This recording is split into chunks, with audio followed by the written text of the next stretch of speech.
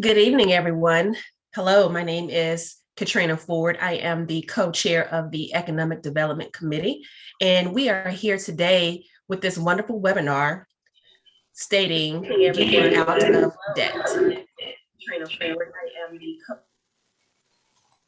and I would like to just welcome everyone here this evening, and then I would also like to turn this over to our Madam President for a warm welcome.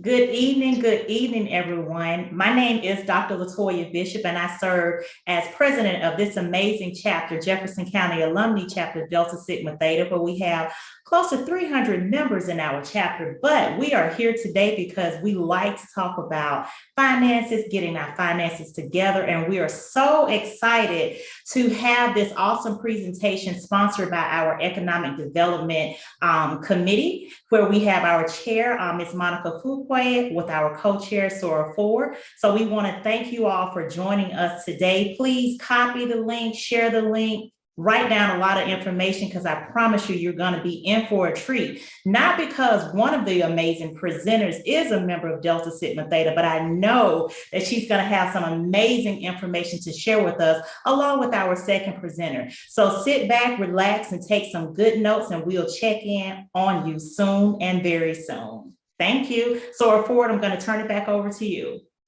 Thank you so much, Madam President. I appreciate that warm welcome. Once again, we would just like to welcome everyone here currently on Facebook, on YouTube, and any other social media channel that we have here tonight. We welcome you.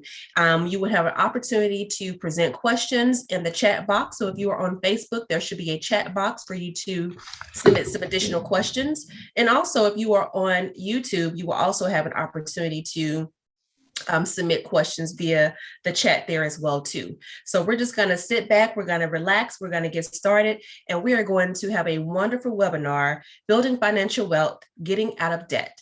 And I will first like to introduce our first presenter. Her name is Soror Chane Carter, and she is an advocate for financial education and entrepreneurship for Black women and other minorities. And we would like to give you an opportunity to introduce yourself to the guests here tonight.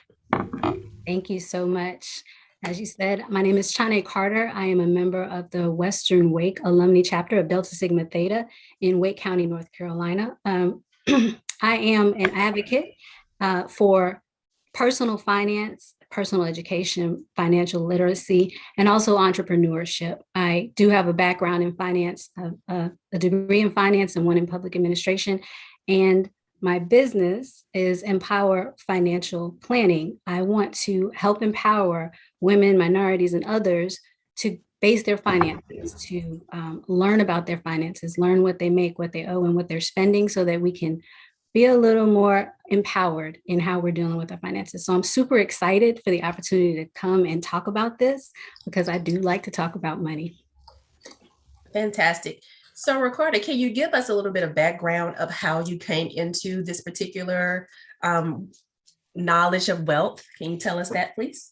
Sure. So I don't want to take it too far back, but my father was very much into saving and finding out what money does and starting businesses. So he had me rolling pennies when I was like 3 years old. We don't roll pennies anymore, but it was a thing for me.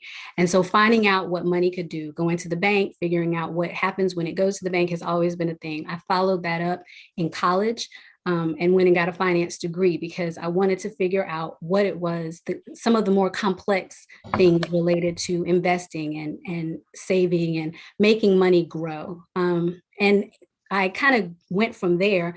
I looked around, I saw women my age, smart, educated women who were not necessarily making their money do what they wanted it to do. They were well educated, they knew things, but they just weren't confident in the space of finances. And I just always have been. So I wanted to share that with people. So I actually got a group of friends and friends of friends together so that we could just talk about money.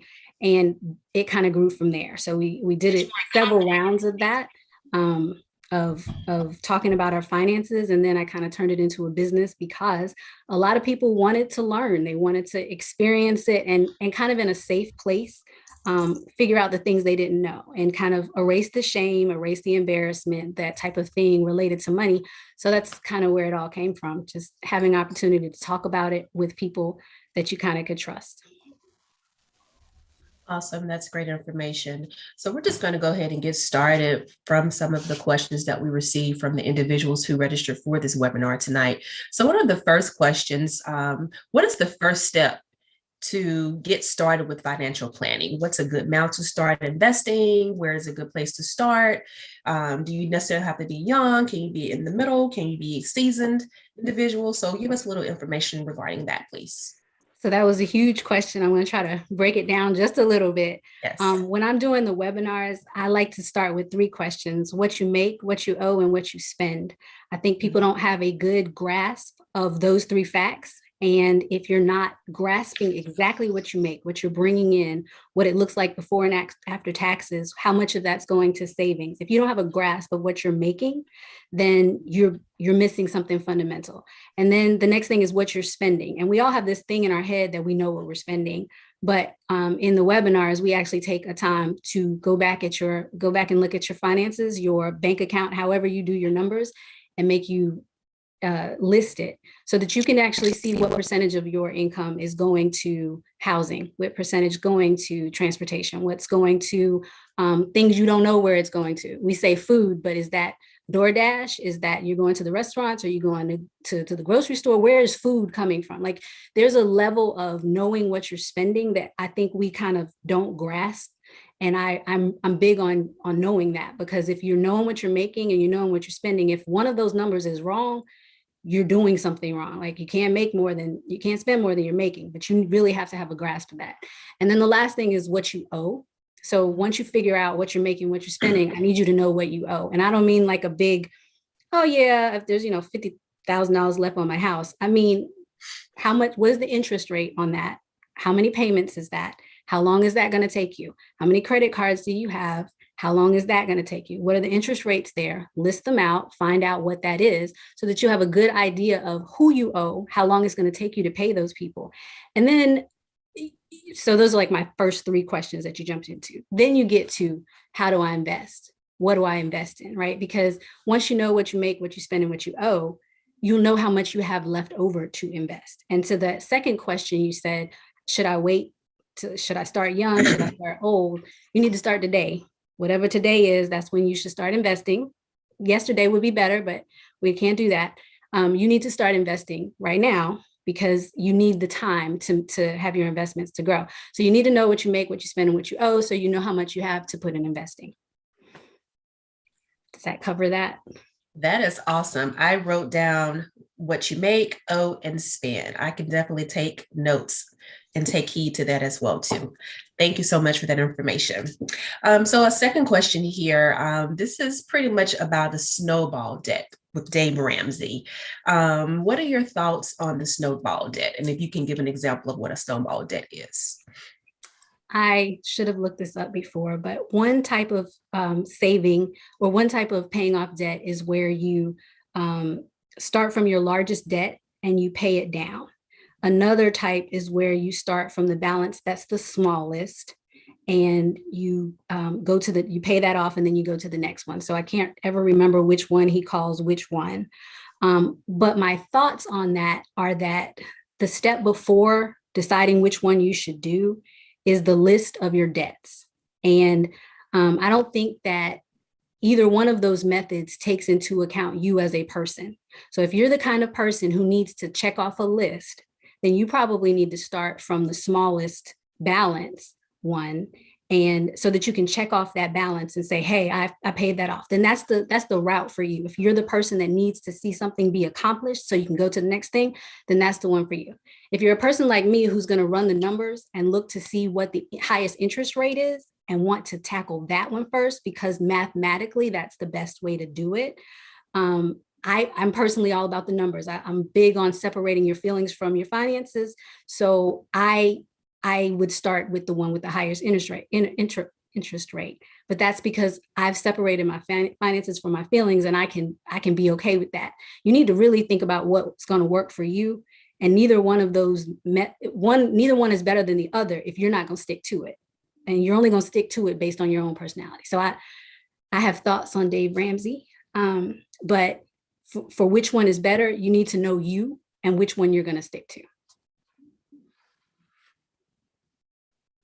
Awesome. Thank you so much. I do see that we have our second guest, Mr. Gerald Jenwright, who just joined us. Mr. Jenwright, are you here with us tonight?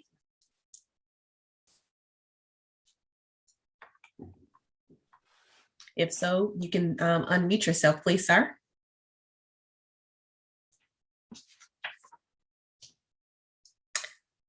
All right. Well, while he gets situated, we'll just continue. Okay, how about that? How about that? Yes, Mr. Jenwright, good evening. Fantastic. Welcome. Oh, thank you so much. Thanks for the welcome and thanks for my tardiness. I was sitting on another plane there earlier, so pardon the tardiness. Oh, it's no problem at all. Thank you so much for joining us. We Sure, a pleasure. Yes, sir. We were just getting started. So we wanted to just have an opportunity for you to introduce yourself, if you will, please, sir. Sure. Again, I'm Gerald Jenwright. I am a native of Birmingham. I'm a local financial planner. I've been doing this for better than 30 years now. My approach is working with clients to help them down the path toward retirement planning and estate planning. And of course, that starts with good budgeting and money management. So that is to suggest that I work with clients early on so that they'll be better prepared to retire at peace. I have worked quite a bit in the area of financial literacy with federal workers, educators, do a lot of work in churches and so forth. So my passion certainly is helping individuals understand and appreciate financial literacy. So hopefully that's enough. That's great. Thank you so much, sir. I appreciate that information. So Yep. What we've just been doing here, we have a list of questions of individuals who have registered for our webinar this evening, and they have presented a series of questions. And so that's what we have been doing. We've been asking the questions. And so we have Ms. Carter here as well, too. And so she is another one of the panelists. So we definitely want to welcome both of you all again this evening for sharing your gifts and talents with us. Sure. Yes, sir. So we're just kind of going down on the list here. So a few questions that we have are pretty much geared around student loans and student debt consolidation. The first question we have here is student loan debt considered good debt or bad debt? And anyone can jump in. Well, I'll let the other guest speaker grab at that one. I cringe when I hear people say good debt and bad debt, because it gives you this connotation, these feelings about how you did what you did. It's debt. It generally needs to be paid off. And if you used it to get an education to further your career, then I would say that would be good. But it's still debt and it needs to be paid off. Okay, great. Thank you so much. And so this is for public student loan service, public service loan forgiveness programs, a myth or a fact. A lot of individuals are public workers, and I believe you can enter into a program based off your income and based off the type of public work that you do. And after 10 years, I believe, of payments, that loan is forgiven. So the question is it really forgiven, and does it show in your credit report? And if so, is it considered a compromised debt with the federal government?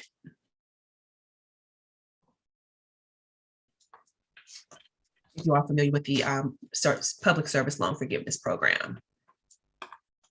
I've only known 2 people in my whole life that have been able to actually do that and actually have it work out the way they say it works out.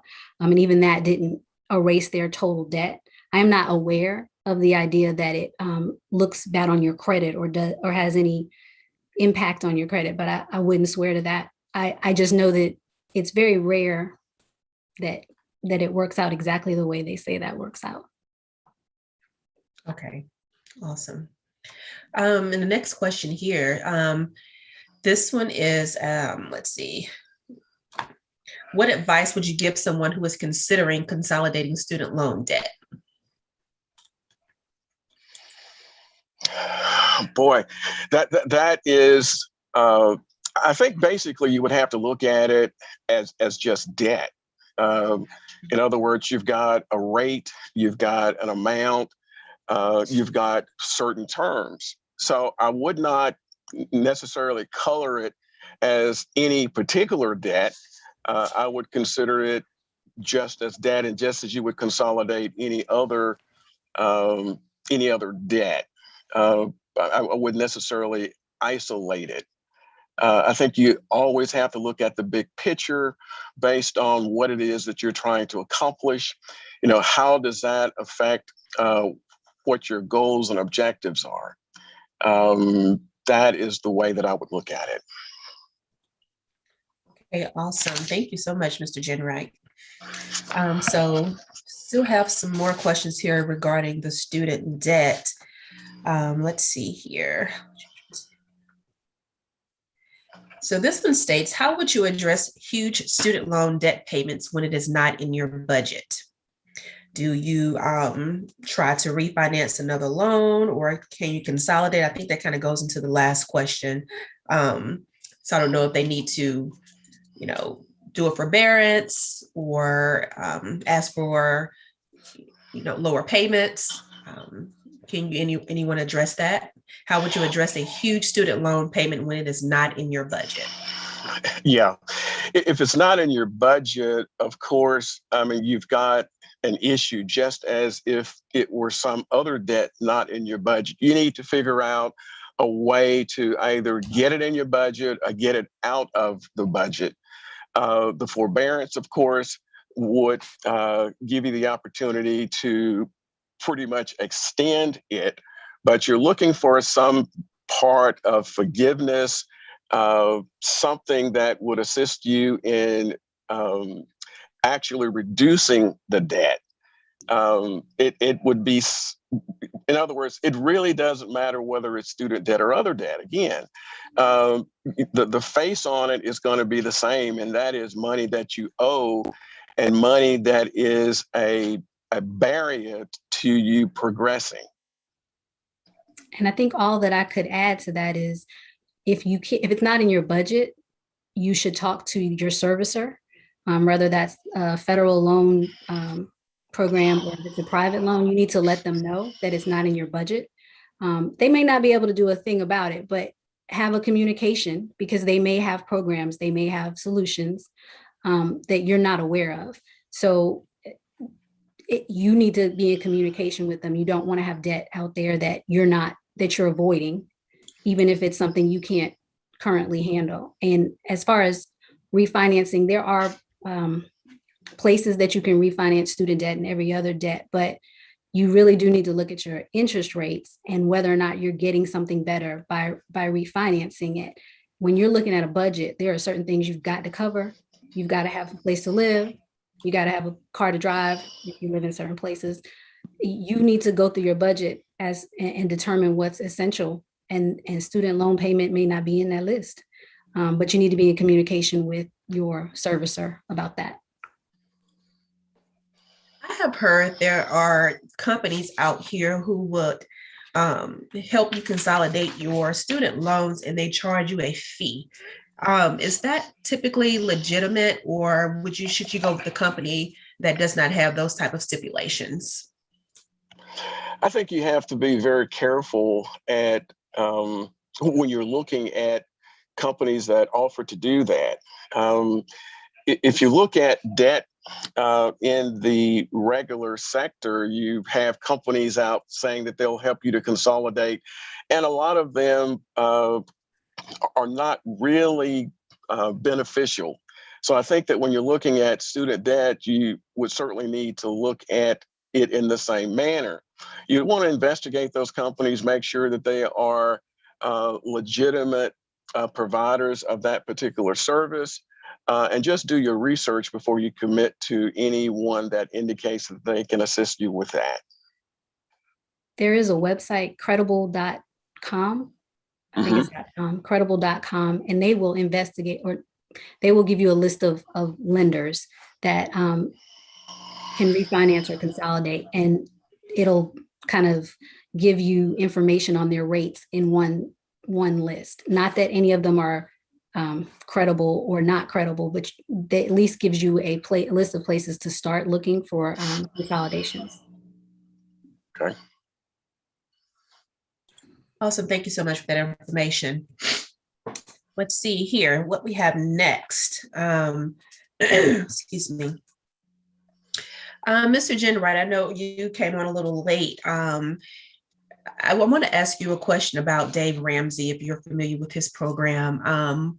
Do you agree with the snowball debt, and can you give us a little bit of information regarding the snowball debt? Yeah, when you're, in other words, I did come in on the tail end of Ms. Carter's presentation, and I agree with the approach that she was suggesting. And I have reservations about Dave Ramsey as well for various reasons. But as far as the snowball debt, you've got to see what works for you. You've got to determine if this method is the best method based on the set of debt that you're looking to get rid of. So you have to stick with what works rather than taking generalized advice. That is part of Dave Ramsey's approach. A lot of that is generalized. You cannot take what is said generally and apply it to you in many instances because it is not the advice that you need. I think that once you have clearly determined your set of debt and your ability to get rid of it, you then should approach it based on the method that presents itself at that time.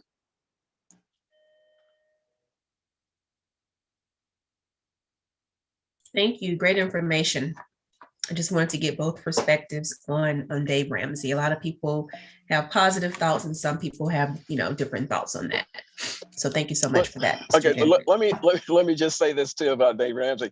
He talks a lot about getting out of debt, but he wants you to send in your credit card to get his courses and services and so forth. I say, well, I'm not sure if that is helping as much as I think that it should.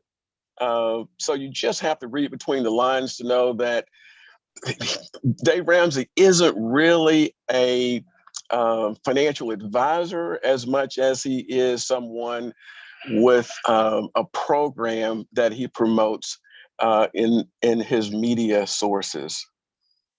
And I don't want to make this the Dave Ramsey show, but I also want to say a lot of what he says has a very definitive, this is how you should do it. And if you're not doing it this way, then you're not doing it correctly. And that adds to the shame and the embarrassment that people feel about their finances. And so personally, his approach is hard, heavy-handed for me. But some of his information is good. So it's kind of like you sift through some of it to get to the good stuff. But I think he can do a lot of damage emotionally when people are trying to repair their finances. So I would say, listen to what he says, but don't internalize. Absolutely.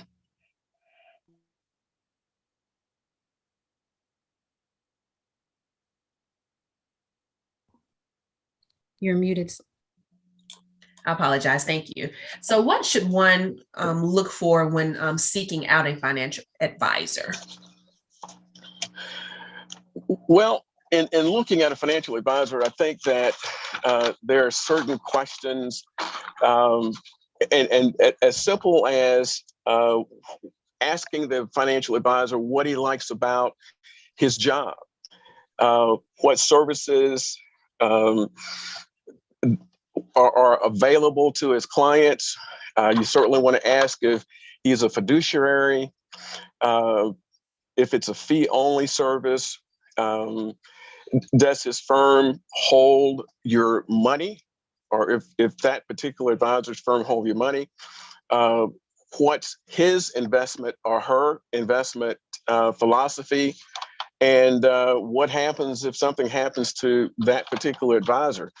I think those simple questions will sort of get into knowing that person a little more, although they're not really technical or financial questions per se, but you'll learn more about the individual, I think, if you approach it that way.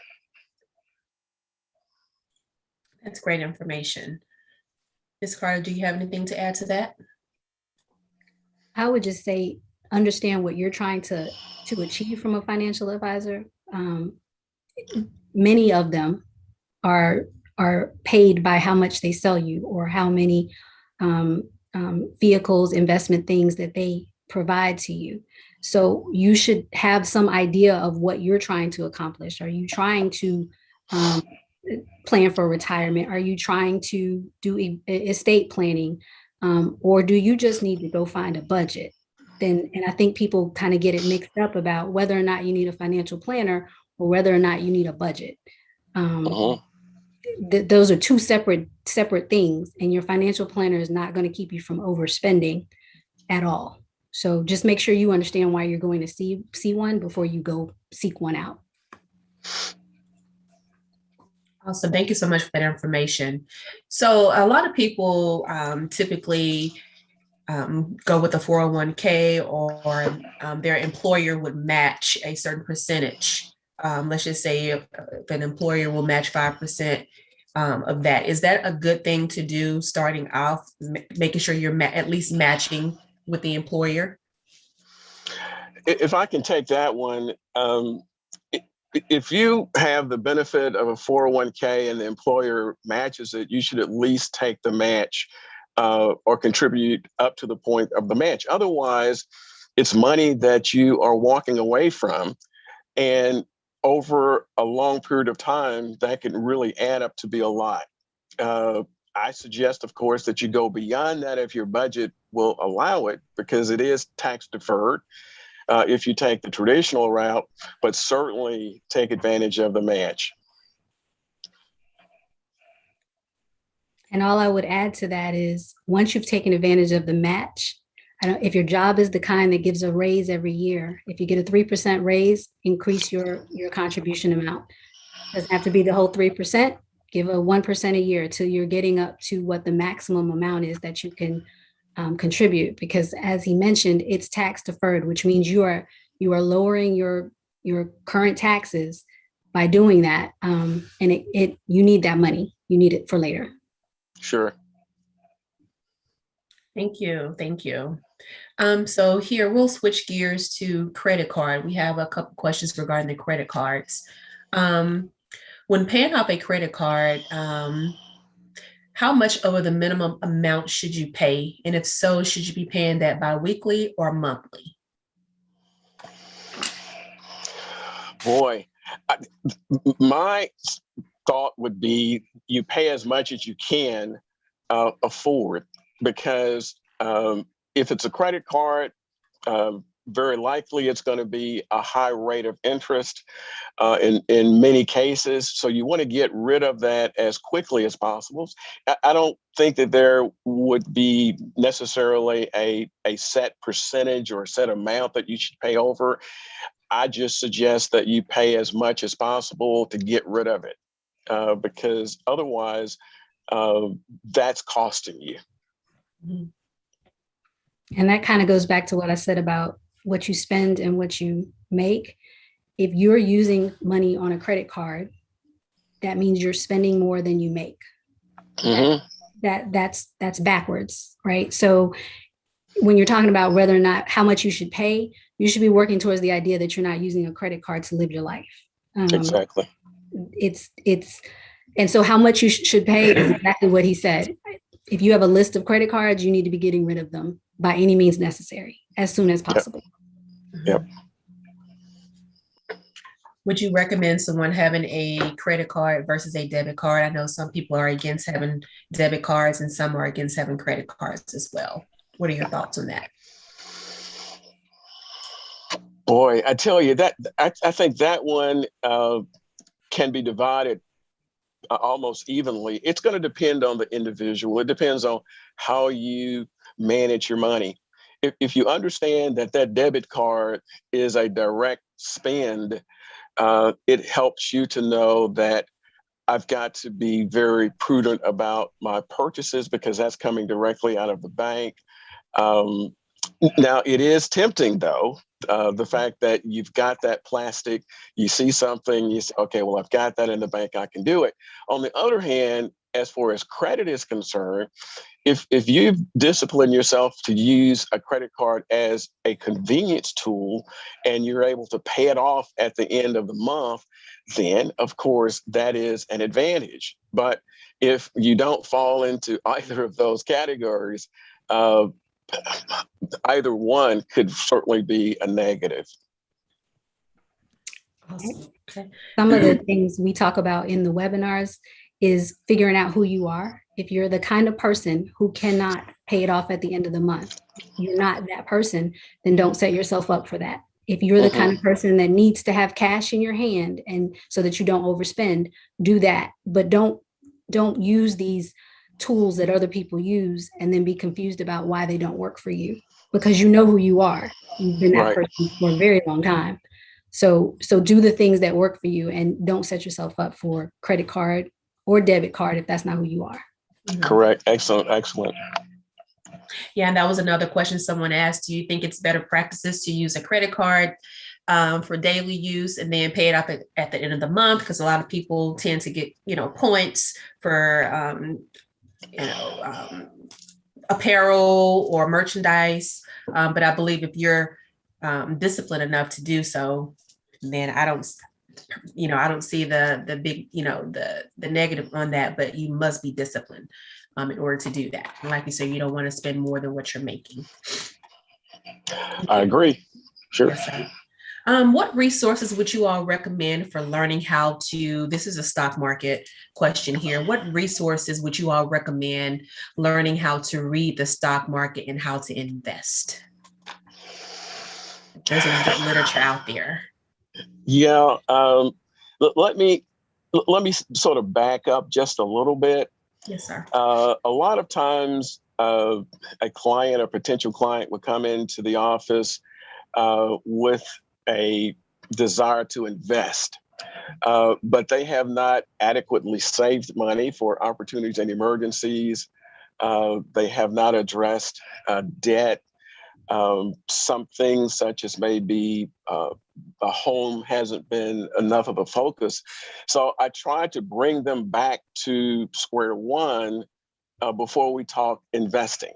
Now, if a client comes in and all of those buttons are pushed and they're ready to invest, well, I think that one thing that is important in investing is understand the products and services that you are currently using. That is the best place to start. If you like, say, Lexus automobiles, figure out who makes them, see who actually provide the parts and things of that sort. In other words, break a product down so that rather than going into an abstract approach to investing, be familiar with what it is that you are investing in. Now, a lot of the brokerage sites, Ameritrade, E-Trade, and so forth, have great tools on those sites to learn about investing. And of course, all sorts of resources are available. I mean, you Google how to invest, and boy, you're going to get tons of information. I think that there is no shortage of resources. I think the point, though, is that taking a clear, direct, and deliberate path to investing is important, because if you don't, you can be all over the place. And certainly you don't want to go into investing losing money because you didn't do your research. I think all I would add to that, I am a Clark Howard fan. If you go to www.clarkhoward.com, he talks about all types of financial things. And Clark Howard is he has a podcast too, I think, but he has a very easy way of understanding things. So if you're trying to get started, don't know anything about it, Clark Howard is one way to start. If you are investing, and some of us don't think we're investors, but if you are in a 401k at your job, then you're an investor. Your job is a great place to start to go find out what you're currently invested in. Most employers are not doing stocks, they are doing mutual funds. And so, and it may be managed by Fidelity or Prudential or Vanguard or some larger house. So if you go to your job and find out where the 401k is being held, that's a great place to kind of start finding out what you're invested in and learning from those places. And as he said, when you go to the website, if you go to Fidelity's website or Prudential or Vanguard, they have tools, they have explanations, they have all that kind of stuff, but your job probably has the same thing, and it may be tailored to what you're actually able to invest in through your job. Thank you. I know a lot of jobs offer, Roth IRAs versus traditional IRAs. Can you expound a little bit about?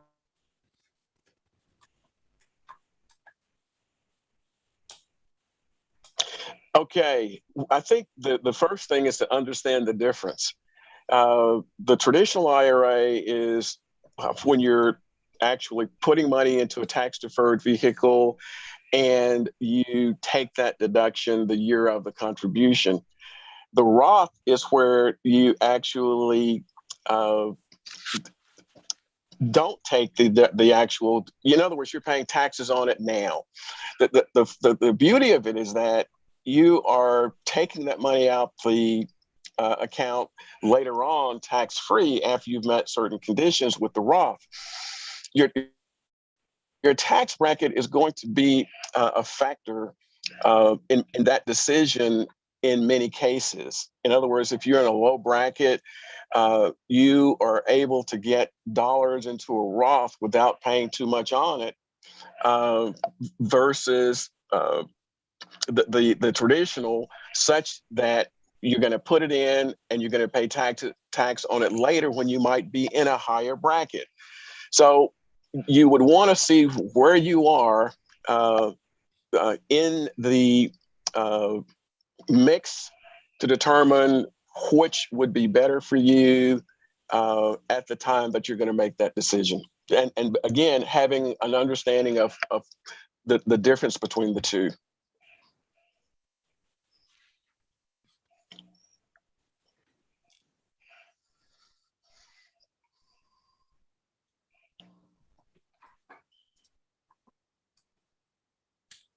Okay. Thank you.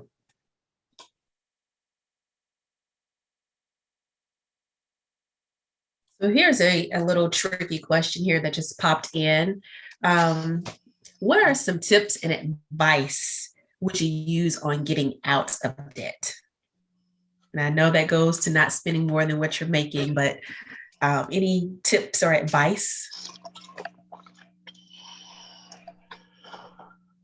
Well, you first have to understand where you are. What is this debt? Is it debt that was for a depreciating asset versus a debt toward an appreciating asset? So you would sort of categorize it to determine, what is this debt doing for me? Of course, debt with a depreciating asset certainly is putting you somewhat into a sinkhole, versus appreciating, at least if you're keeping beyond what you're paying for the debt and making a gain. Well, that certainly would be somewhat to more of an advantage. So my first tip would be to sit down and plot out your debt. And once you've done that, of course, develop a strategy to and look at the resources that you have to start getting rid of it. Even if it is producing additional monthly income with maybe a part-time job or a side business, if, say, the budget does not permit it presently, look at ways to improve your income for the purpose of reducing your debt.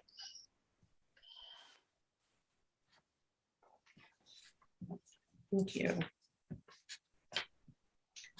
Mr. Jenright, I'm going to put you on the spot here really quickly. Ms. Carter, she did give us some of her top three when looking at debt, when, how much you make, how much you owe, and how much you spend. Do you have any, maybe your first 3 to 5 tips with getting out of debt? Any tips that you can, I know you just said that, sit down, plot out a plan to figure out the debt. Anything else you'd like to add to that? Yeah, I would add just simply stop any future debt because as much as possible. In other words, if you're in debt, don't continue to pile additional debt on you. So the third would be back again to what I said, figure out ways to generate additional income in order to get rid of that debt. And then I think you want to actually look at when you look at the big picture, sticking to it is the key. What we're talking about tonight isn't so complicated that we generally don't understand this stuff. It's just like we know that if we want to lose a few pounds, we've got to put in the work to make it work. But so few people will go to that extent. So I would say sticking to it, having a plan and sticking to it is going to be certainly a key to get this accomplished. So those will be my tips. Okay, thank you. So this is switching gears to more of a business aspect with a few questions that we received in here. This question is it important to have a business account and a personal account? And what are the benefits of both if you were in business? Okay. Ms. Carter, would you want to take that one?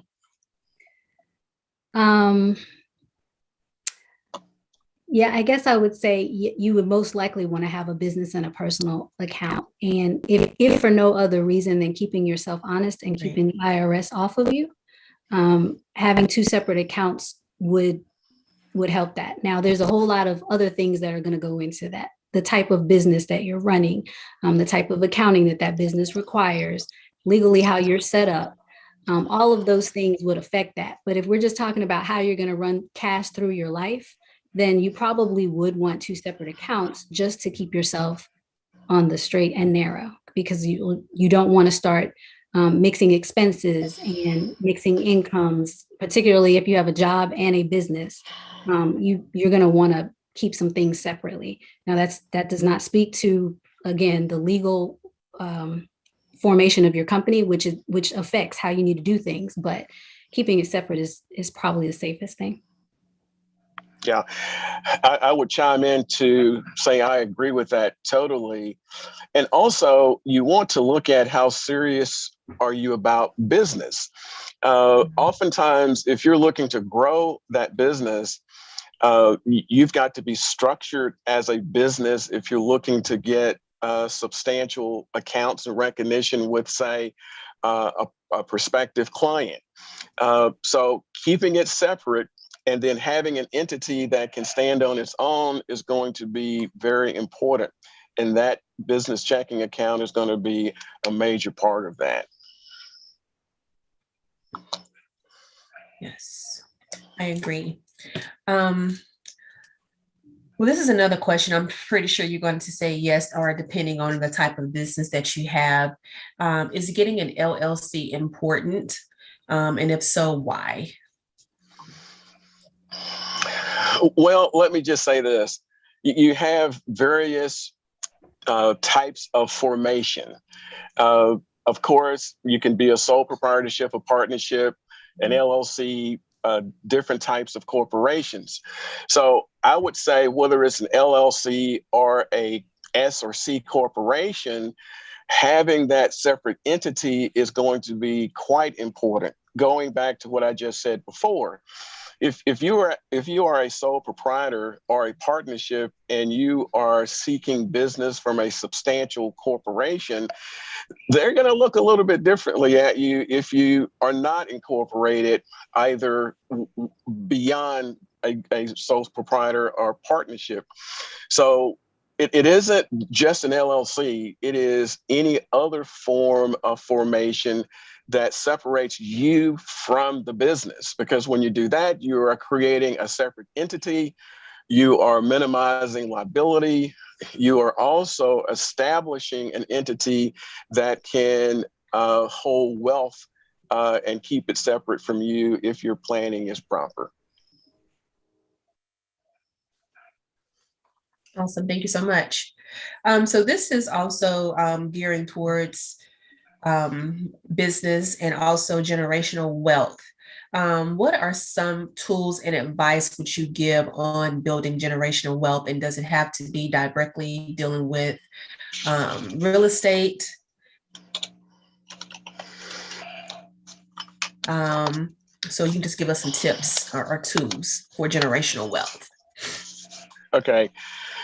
If I could just start out by saying financial literacy is the first bucket of tools that we need to get familiar with, and that is understanding money and finances.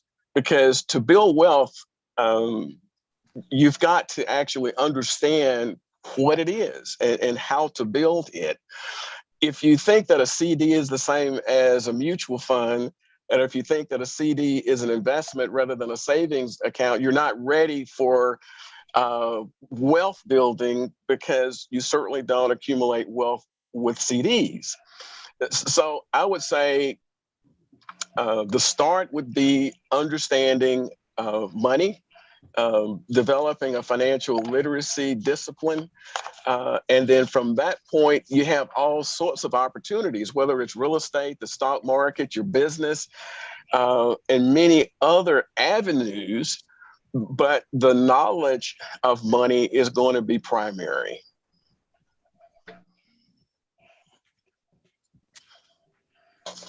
Information, financial literacy, knowing what you want to go into and knowing what it's about. Correct. And this is on the aspect of savings. A lot of times we hear about having the emergency fund. So this question is, most people are taught to have at least 6 months of emergency savings. What are your recommendations, especially since COVID has plagued our community? Ms. Carter? I don't know anyone who has 6 months of emergency savings. It's a great aspirational goal, right? But like every other general thing you hear, it needs to be specific to you. If you are a consultant or a contract worker who does not have a regular paycheck, or you're even in a job that's less stable than some other ones, then you may need to have more than 6 months. Because if you're a contract worker and your contract could end at any moment, then you may need to have more than that. If you're at a very stable place, you work for the government or some other place that you consider to be very stable, you may need less of an emergency fund than someone else may. But it's never a bad thing to have an emergency fund, but it definitely depends on your own stability. If you're living in a house that's paid for and driving a car that's paid for, then the fluctuations in your spending may be different than someone who has 2 kids and is paying a mortgage and a car payment and that kind of thing. Your life, your emergency fund should be based on the current status of your life. And you may need more than 6 months. You may need less. And I hesitate when they give us these numbers of things that you should just have 6 months. I don't know if that's realistic for any of us, but if you can, good job. But then consider your own situation. And that's a huge thing, right? Some of us also have health issues. So your emergencies may come up a little more often. You may need to cushion for that. So I totally support having an emergency fund, but you need to look at your whole picture to figure out what an emergency looks like in your space. And if an emergency is going to cause you to go into debt, then you're not doing it right. I agree totally with that. We oftentimes hear things and we accept them as being the rule, such as the 6 months of living expense. It has to be based on your situation. As Ms. Carter mentioned, I have some clients that may only need 3 months. I have some who are kind of nervous Nellies and they have a year. So it's where your comfort level is and where your circumstances are based on that. So don't look at it as something that is absolute. It is more relative to your situation. Thank you. Great information. Great information. I know a lot of times people, since COVID has hit, a lot of people has taken an opportunity to pick up residual income, find their craft, learn something different, to really put themselves in a better position, because I do believe that COVID kind of impacted everyone, and to say, hey, I realize this thing is real. It can hit at any time. And with job loss and unemployment and, just the new normal that we have right now, it definitely was a wake-up call for many of us to say, hey, need to get myself in order, get my house in order, and save a little bit as well. I know one thing that my dad always taught me, you don't want to spend everything. You always want to save for a rainy day. So I've learned that, and I'm teaching my daughters and my nieces and nephews to do that. Don't spend everything, with one paycheck. Put something up for a rainy day. So thank you so much for that, that emergency fund tidbit here. Like you say, some people are able to do more. Some people are able to do the bare minimum. But my recommendation would be to do something, save something, if nothing else. Yes, absolutely. Yes. So let's see. Tell Mr. Jen Wright, tell me, let's see here. Can you tell me some of the, I know that you came on and you gave us the introduction of yourself. Can you tell me some of the services that you provide if one were to try to reach out to you for information? Okay, let me generally start by saying that I am a financial planner and our services are comprehensive. So starting with someone who simply need a budget, we work with that individual to establish a budget.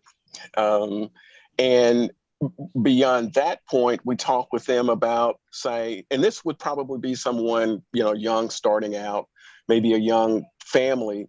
They may have certain goals, such as purchasing a home, of course, having money for a college education and such. So we make sure that they are adequately insured. We make sure that they are taking complete benefits of the benefits available to them through their employer.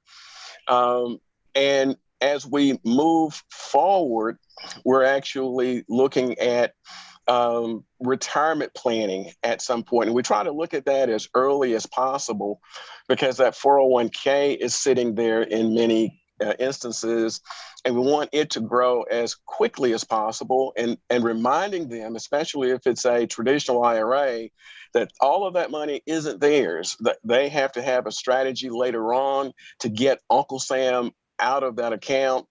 And moving forward, we help them to see what those avenues are. And then as we go further on, we are also advisors in estate planning. So that's taking someone from the start of their careers through the rest of their lifetimes, looking at legacy planning, and that is passing that wealth on to future generations. So broadly we are, however, my primary focus is in the area of retirement planning, but we help individuals all along the way. Awesome. And Ms. Carter, would you like to add any of your services to that? Absolutely. So I think I'm a little in the middle of what he just said. I'm typically dealing with women who are trying to get a grasp on what they've done. So they're, between the ages of 35 and 65, and they know they've got some things to work on, but they don't know where to start. So I'm in the space of financial literacy, financial education, and kind of girl, get yourself together. Like it's a I want to provide safe spaces for people to understand what they're doing. And if I could just for a minute, what makes me crazy is for people to say, I don't understand investing. So we figured out TikTok, we figured out Instagram, we figured out how to get to the Essence Music Festival, but we can't figure out investing, right? So I want to get us past that where I don't know what it is I'm supposed to do with my money. We are all intelligent, smart people who will figure out everything else we want to figure out. So Empowerment Source, Empower Financial is about getting yourself together, putting yourself in some level of accountability to what you're doing and what you want to do with your money. Fantastic. Great, great, great. Well, we'll be wrapping up here pretty soon. So I wanted to see if there's anything else that you all wanted to throw out. We're definitely going to give you an opportunity towards the end to present your information, put it out here in case anybody wanted to reach out to you all for financial planning or financial literacy, and just to get started to say exactly, here I am in life. I haven't gotten everything right all the time, but I'm focused, I'm ready, and I'm ready to move forward to, have some retirement and, move on from there. So is there anything else that you all would just like to add casually out here that we may have not discussed tonight? Well, if I may start, we've actually discussed it. It's on the subject of debt, and I wanted to just give 8 reasons to pay off debt, if I may. The first one is to increase your financial security. The second is to reduce the stress in your life. The third is to reduce the number of bills that you pay. The fourth is to improve your credit score. The fifth is to teach your children good money habits. The sixth is to own your assets. Number 7, increase your future earnings. And number 8, get out of the mercy of your lenders. I think that if we adopt those, we'll be encouraged to certainly pay off debt. That sounds great. Can you give us that list one more time? Because I was writing down and I want to make sure I get all 8 points, please. One more time. Okay. The first reason is to increase your financial security. The second is to reduce the stress in your life. 3, reduce the number of bills you pay. 4, improve your credit score. 5, teach your children good money habits. 6, own your assets. 7, increase your future earnings. And number 8, get out of the mercy of your lenders. Wow, that's pretty powerful. I am writing all 8 down. I'm going to have those affirmations just listed because I can definitely pick off a few of those for myself. Ms. Carter, would you like to add anything to that, please? I just want to encourage people to face your finances and forgive yourself, right? If we continuously hide up under things, say we don't know, we don't understand, it's time to face it and then forgive yourself for the decisions that you might have made in the past and then move forward, right? And like I said, I believe strongly that we all have the intellect and intelligence to figure this out. But if you don't face it and if you don't forgive yourself, you're going to stay stuck. So if you want to move forward, face it and forgive yourself and move forward. Sounds really good. Thank you so much for that information. So if someone wanted to get in contact with you, Ms. Carter, could you please give us your information so that we may pass this on to our guests we have on tonight? Sure. My website is empowermentsource.org, www.empowermentsource.org. On Facebook, I have Empower Financial. It's a Facebook group, so you can join Empower Financial and ask questions and engage. And on Instagram, I'm Empowerment Source. So any of those three ways you can reach me, and I'd love to talk to you. Thank you so much. And we will definitely be getting your information out to everyone so they can reach out to you because you provide us with some great information. Mr. Jen Wright, would you like to give us some ways to get in contact with you, sir? Absolutely. Thank you for the opportunity. My company is Mainstream Financial Group. I'm downtown on Morris Avenue, right next to the Amtrak station. My website is mainstreamfg.com. So the FG is just a abbreviation for financial group. So mainstreamfg.com. My phone number is 888-324-0589. My email address is gerald@mainstreamfg.com. And also, I'd like to mention my podcast. I've got a weekly podcast. The title of the podcast is Retire at Peace. You can pick it up on Spotify or basically any of the streaming sites. I do a weekly podcast. I'm right about 10 or 12 minutes, and I touch on subjects that are important to the consumer. I think this week we're looking at, last week we had a very interesting one, and that was what your kids and grandkids really want from you. And that is oftentimes parents and grandparents try to pass things on to kids and they don't necessarily want those things. If you have time, go back and pull that up. This week, we talk about protecting your money from scams and so forth. I think you'll enjoy it. And if you subscribe, I sure enough would appreciate it. You can go to retireatpeacepodcast.com if you want to go through that route. So those are the ways, or some ways to contact me.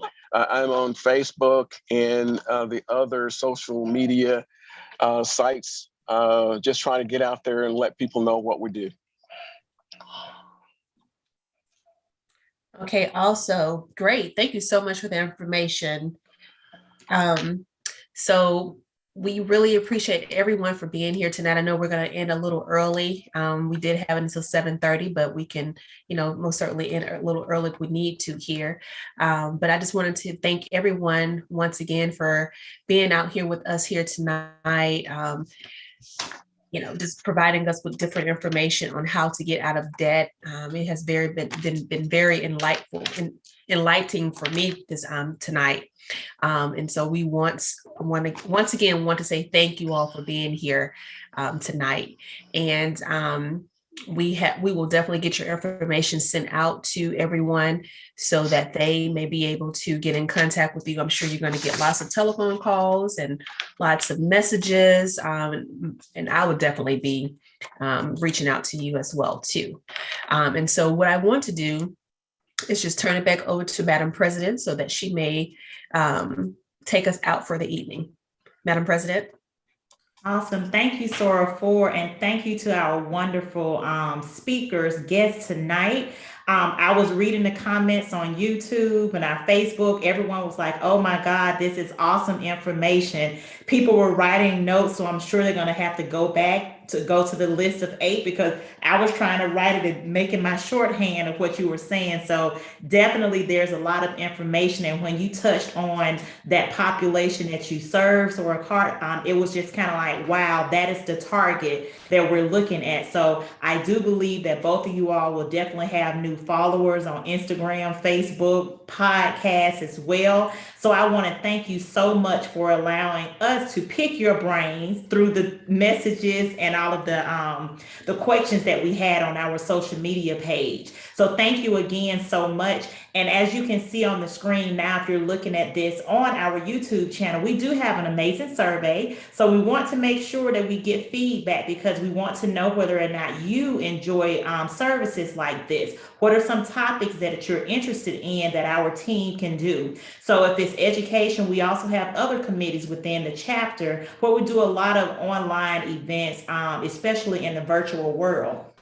So if you have an opportunity, the link will be dropped in the chat, but for most people, everybody is used to a QR code now. So if you would take your phone, open up your camera and just place it up to the screen, it should take you directly to an evaluation where you can complete, and we definitely would appreciate if you would complete that survey. But again, I want to thank our Economic Development Committee for doing this amazing webinar tonight, as well as our guests. And we will be sharing their information, but please go support them, follow their social media pages, get on the link, because a lot of this information is free information that they have given out. But if you need to expand and get more information, their contact information will be listed, and they gave it to you in this podcast. I'm sorry, not podcast, this webinar. I guess I need to do a podcast now or something. So I definitely thank you all so much for joining us tonight, and hopefully we'll be able to have some more amazing webinars that you all will be interested in as well. Thank you so much, our Economic Development Chair and Co-Chair.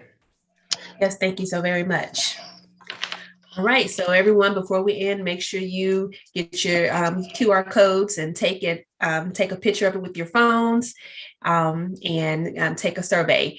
And I will absolutely be adding you, Mr. Jenwright, to my podcast when I'm folding clothes, when I am cleaning up, when I'm doing something. I will definitely be listening so I can have that financial literacy. And Ms. Carter, I will also be checking out your website and giving you a call as well too. So we absolutely just want to thank you all once again for sharing with us this evening. We are ending a little early, but that's okay. But we received a great deal of knowledge. So once again, thank you all for joining us. Do you have any parting words before you leave this evening? Ms. Carter, would you like to start? Thank you for inviting me. I truly appreciated it. And I'm looking forward to hearing everyone. There's comments and questions that come from this. So I'm super excited about this. Thank you so much, Soros. Thank you. I'd like to simply say thank you for the opportunity. I've been fortunate enough to know my calling, and this is it. So you have given me an opportunity to do what I enjoy doing. And it's been a pleasure to be a guest with Ms. Carter and to present to your group, the Deltas. At any time that I can be of service, I'm at your beck and call. Thank you so very much. Well, on behalf of the JCAC Economic Development Committee, we would like to just thank everyone once again for coming out. Our chair, Monica Fuqua, who could not be here tonight, and then co-chair here, Katrina Ford. So once again, thanks everyone for joining us. Have a great evening, stay safe, and we'll see you soon. Thank you. Good night. Bye-bye.